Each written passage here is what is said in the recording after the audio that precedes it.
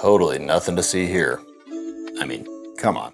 You guys went off on that last video. I gotta say, it blew me away. I think that video is almost to 90,000 views. It may be more by the time I upload this video. You guys are obviously interested in the comparison between these cameras and how closely this resembles the DJI Pocket 3. So that's brought in a whole lot of new viewers, new subs. Welcome, I'm glad you're here. Now, that video generated a ton of comments. I got a lot of really great questions, several that were repeating themes, so I wanted to touch base on all of those questions today. All really important questions like the app, forced registration, security, and those are things I want to dig into this video because I definitely have learned a little more, but I gotta be honest, it's possible they may confuse you more and leave you with a little more questions than you had to begin with. I also reached out to XTRA via their support email to ask them some very direct questions, and I was grateful to get a very quick reply, and their answers may surprise you, but don't worry, we're gonna get to all of that in this video. Now, really quick, anybody who did not watch my first comparison video of this, let me introduce this. This is the XTRA Muse. It is a very, very similar camera to the DJI Pocket 3. And if you haven't got a chance to watch that one yet, I'll put a card up here and a link in the description. I would encourage you to watch that after this video. We're kind of onto something pretty interesting here. And if this kind of content is your jam, hit that subscribe button. Let's dive in. Now, a lot of the questions and comments that I got were regarding the performance in some categories that I didn't exactly compare in the last video. And I did kind of throw that video together with just a few of the tests that I'd done because I was so excited to share this camera with you and these similarities. But good news, I dug into a little bit more. So when it comes to performance, a lot of you asked how well these things compare when it comes to stabilization. Now, I'm not one to use these sort of like action cameras, so truthfully, I didn't get any footage of me running or riding a bike with these because I have action cams for that. However, I did get some footage side by side of me doing a typical walk with these. So let's take a look at these side by side to see how these look as I'm walking through the park.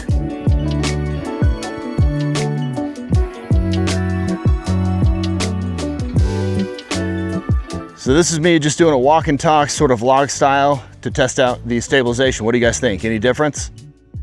And you gotta let me know if you notice any difference between these two. I didn't notice anything notable. Both very smooth, a little bit of bobbing on both cameras, but that is kind of what you get out of a 3-axis gimbal. And I don't know about you, but my Ninja Walk isn't great. Now here's one of me doing sort of a standard push-in. Now normally I would probably do these in 60 frames per second and slow it down, but I wanted to keep it in 30 frames and regular speed just so you can really compare the stabilization.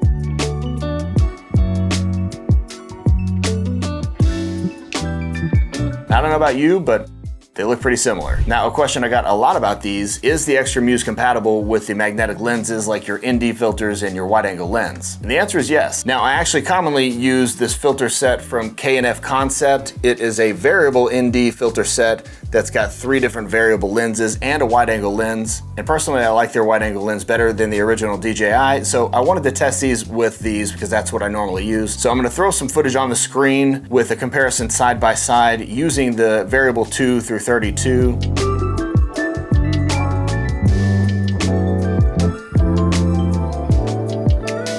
And I would say no surprises to me using these cameras for a couple weeks side by side.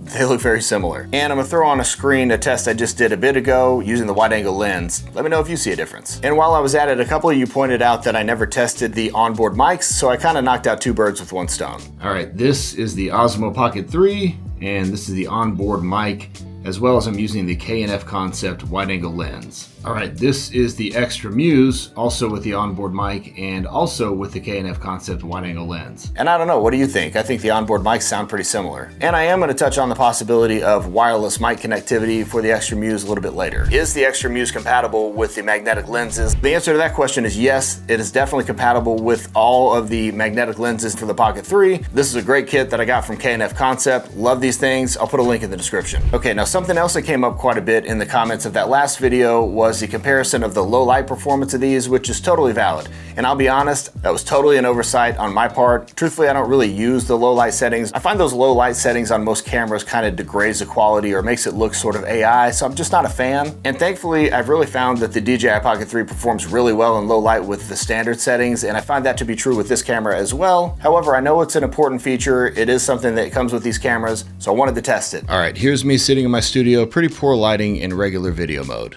All right, here's here's me sitting in the studio with the same poor lighting with low light mode. They look pretty similar. All right, so we've determined that the magnetic lenses fit here on the XTRA Muse just the same way as they do on the Pocket 3. And like I said in the last video, I was pretty pleased to find that all of the accessories fit on both these cameras seamlessly. There's not even really like a millimeter of difference between the size. The weight feels exactly the same. And I'm kind of an accessory junkie, so you'll see that I've got a bunch of them. I'll put some on the screen. Now I've got a bunch of backup little expansion adapters that I can use for both these. So like I did in the last video, I'll throw some links down in the description for my favorite Pocket 3 accessories and for each of these cameras. But something I didn't mention in the last video regarding accessories, I mentioned that this XTRA Muse comes with a standard bundle. That seems to be the only bundle that is available. And I went back to their website to confirm this, and yes, it is still the only bundle that's available. I'll put on the screen exactly what that comes with. So what I found interesting when testing these for the last video was that the extended battery handle that I got with this Pocket 3 with the Creator Combo not only fits on this XTRA Muse, but it actually recognizes it as a second battery source on screen the exact same way the Pocket 3 does, which I find odd because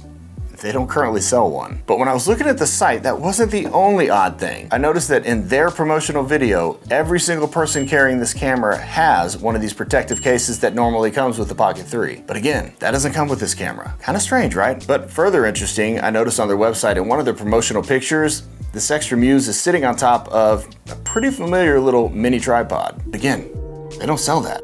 So maybe there's an explanation for that. Those are coming out soon, but I thought they were pretty interesting to point out. And again, the battery handle being totally compatible in a way that this reads it as a battery source, kind of strange, and definitely doesn't seem like a coincidence. Okay, now a lot of you asked a really great question about these cameras, and that is, have I tried out the conversion LUT for this camera and compared it to this one? And the truth is, no, I kind of dropped the ball on that, and here's why. When I first got this camera, I literally couldn't find a website. Maybe that's just how new it was, but I finally found the website right around the end of when I was filming that original comparison video, and that's when I finally found the app, which if you look back to my original video, I teased it at the end. But anyway, point is on that website, I did realize that they have a conversion LUT downloadable from the website. But any comparisons I made in the last video with the log footage was actually just using the Rec. 709 conversion made for the Pocket 3. So I decided to compare. Do they look the same? Now on screen, I've got both cameras using the Rec. 709 conversion LUT made for the XTRA Muse.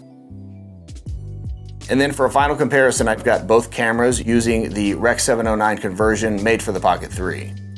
Now, some of you may have a more sophisticated eye than me, but if you put those in a lineup and I had a gun to my head, I'd be worried for my life. They are very, very similar. I'm not sure they're different at all, to be honest. All right, hands down, one of the most common recurring comments that I got in this last video was something along the lines of this. For that price, why wouldn't I just get the DJI? It makes no sense. And I get that line of reasoning. Honestly, that's pretty valid. However, a couple things I want to point out. So the suggested manufacturer price of this XTRA Muse is $599, and at that price, it is very, very close to the point that I can understand why you'd say, that doesn't make any sense. But in fairness, right after I made that video, dropped to $529 and was even at $499 during Prime days. So if you were somebody who was able to catch it at that price, that might make sense to buy as a backup camera or a replacement. Or maybe somebody who was on the fence about the Pocket 3 to begin with. But now, if it ended up where this was $599 and you could find this certain places on Amazon for, say, $650, again, if these were both available, that probably wouldn't make sense. And I think the market would work itself out, and I believe you'd find this dropping to a lower price. But the one thing I think this comment tended to be missing, at least in terms of the point that I was making in that last video, and again, all of this is a theory, but if operating under the theory that this brand was created as sort of a shell company to mitigate against future potential bans or lack of availability due to tariffs, then the point is that these cameras wouldn't be competing on price because one would no longer be available. But only time will really tell if DJI remains in the marketplace here in the US. I also think it's important to point out that the XTRA Muse and the XTRA brand in general is currently only available in the US, which makes a lot of sense given everything I just mentioned. So to answer the question of why would you pay this much if this is available, well, that position only holds water if these are both available. Okay, so a lot of you were asking if the XTRA Muse can use the Mimo app or if it has its own app. Now, I did actually tease that at the end of the last video like I was mentioning earlier, but I didn't get a chance to test it. But I have used the XTRA app a little bit more, so I wanted to tell you about my experience experience, but to answer your question about the Mimo app, no, it is not compatible. Although the XTRA Muse app appears to be very, very similar. Now, the other question that was asked a lot about that is if this camera has forced registration and concerns surrounding security as it pertains to the registration of these, like a lot of people have concerns with DJI. So this was kind of interesting. When I first started using the XTRA app, I gotta say, I was like, wow, these are incredibly similar. And so a lot of those comments, I just responded, yeah, no, it seems to have an app that's very similar and didn't force me to register. But then as I started playing with it a little more, I realized that it's actually missing some pretty key features. Most notably, the XTRA app is missing the ability to switch between resolutions and also to switch between auto and manual settings, or of course adjust your manual settings. So those are all missing on this app versus the Mimo app. And as I mentioned in the last video, this did not appear to have the ability to connect to a wireless mic. In fact, when you open the menu from the settings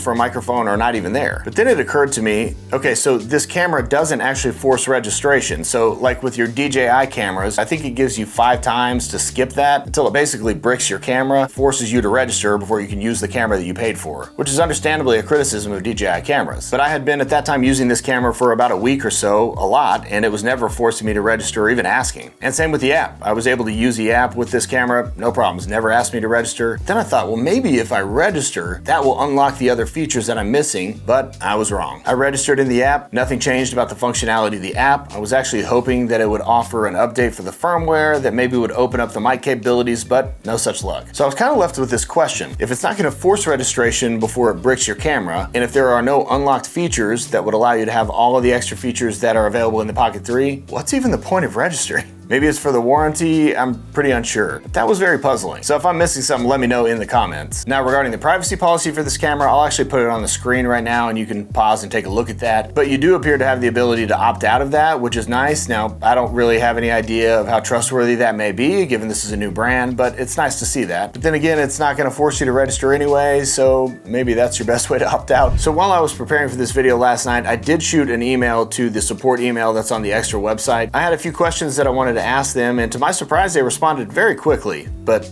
like at nearly midnight, which is kind of strange for a company that's registered in Delaware, but I digress. So firstly, I asked if they could confirm whether or not mics would ever be available for wireless connectivity or if the DJI mics would ever be compatible. And their response was, currently connecting microphones via Bluetooth or wireless connection is not supported. External microphones can be connected through a receiver using the Type-C port. Microphones from other brands such as Rode, DJI, and MoMA are compatible. And I'm assuming that goes for really Hollyland or any of the others that you might use. But we already knew that, so it's nice that's an option, but surely that's coming at some point.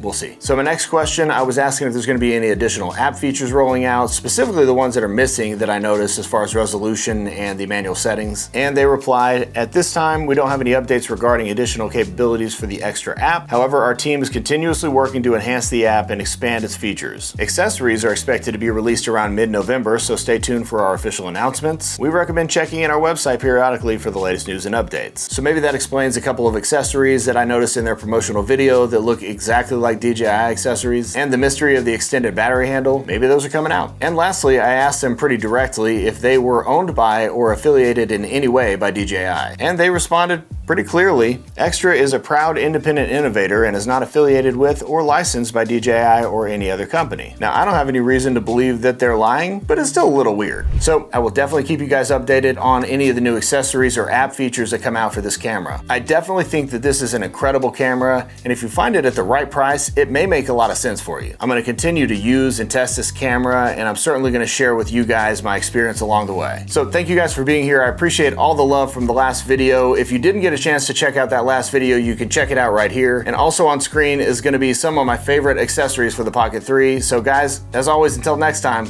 go make something rad. See ya.